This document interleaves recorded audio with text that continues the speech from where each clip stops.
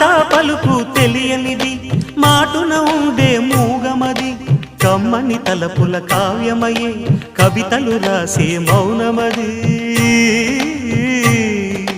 రాగల రోజుల ఊహలకి స్వాగతమిచ్చే రాగమది శృతిలయలరగని ఊపిరికి